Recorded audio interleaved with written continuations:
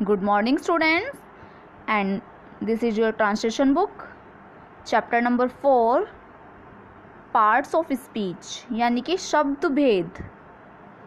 शब्द भेद क्या होते हैं? लेट्स रिमेंबर, इंग्लिश ग्रामर यानी कि अंग्रेजी व्याकरण में शब्दों को उनके प्रयोग के आधार पर 8 भिन्न भिन्न भागों में वर्गीकृत किया जाता है, जिन्हें कहते हैं हम शब्द भेद. ग्रामर को हम 8 अलग अलग भागों में डिवाइड करते हैं और इसी को बोलते हैं शब्द भेद.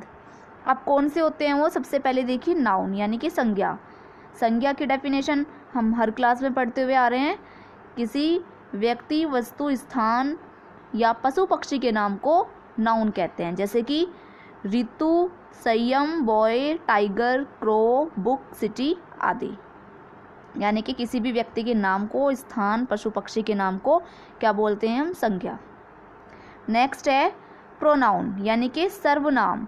जिस शब्द का प्रयोग नाउन के स्थान पे हम करते हैं उसको बोलते हैं प्रोनाउन, जैसे कि I, you, we, he, she, it, they आदि. जब हम कोई सेंटेंस लिखते हैं तो एक बार हम नाउन का यूज़ कर देते हैं, उसके बाद हम नाउन के प्लेस पे किसका यूज़ करते हैं? प्रोनाउन का. ही, शी, इट, दे इनका यूज़ करते हैं. एडजेक्टिव यानी कि विशेषण. जो शब्द संज्ञा या प्रोनाउन की विशेषता बताते हैं उसको बोलते हैं हम एडजेक्टिव, यानी कि विशेषता बताने वाले शब्द को एडजेक्टिव कहा जाता है, जैसे कि good, bad, hot, cold, slim, great, red आदि. वर्ब किसको बोलते हैं? वर्ब यानी कि क्रिया. जिस शब्द के द्वारा किसी कार्य का करना या होना पाया जाए, यानी कि जो हम काम करते हैं उसको क्या बोलते हैं? क्रिया, जैसे कि read, go, swim, play, is, are, am आदि. नंबर 5 एडवर्ब यानी कि क्रिया विशेषण. जो शब्द किसी वर्ब, एडजेक्टिव या किसी अन्य एडवर्ब की विशेषता बताए उसको क्या बोलते हैं? एडवर्ब. यहाँ पे भी विशेषता बताने वाला एडजेक्टिव था. नाउन और प्रोनाउन की विशेषता बताने वाले को एडजेक्टिव बोलते हैं, और यहाँ पर वर्ब, एडजेक्टिव या किसी अन्य एडवर्ब की विशेषता बताने वाले को बोलते हैं एडवर्ब. ठीक है, डिफरेंस देख लो दोनों में क्या है.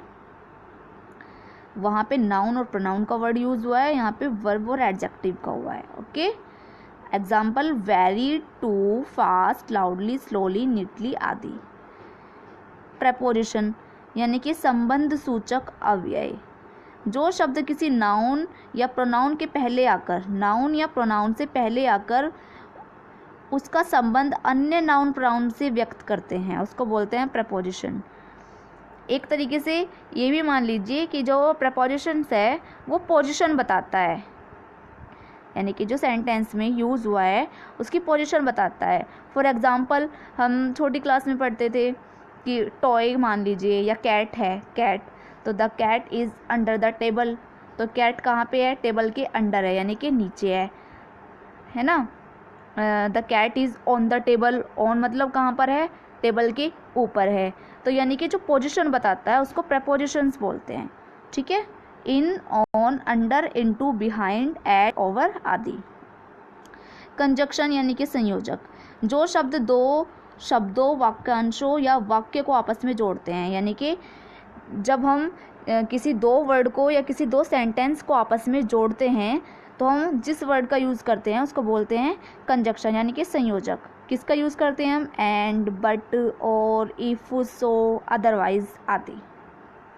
इंटरजेक्शन यानी कि विस्मयादि बोधक. जो शब्द आकस्मिक हर्ष, दुख, आश्चर्य या मन का भाव व्यक्त करें उसको क्या बोलते हैं? इंटरजेक्शन कहते हैं.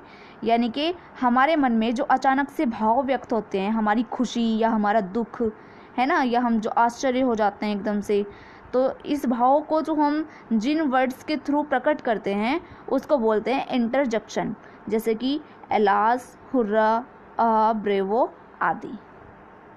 ठीक है. और इसमें आपको बुक वर्क करने के लिए कुछ नहीं है इस चैप्टर में, तो आपको अपनी ट्रांसलेशन वाली कॉपी में ये स्टार्टिंग की 4 डेफिनेशंस लिखनी है.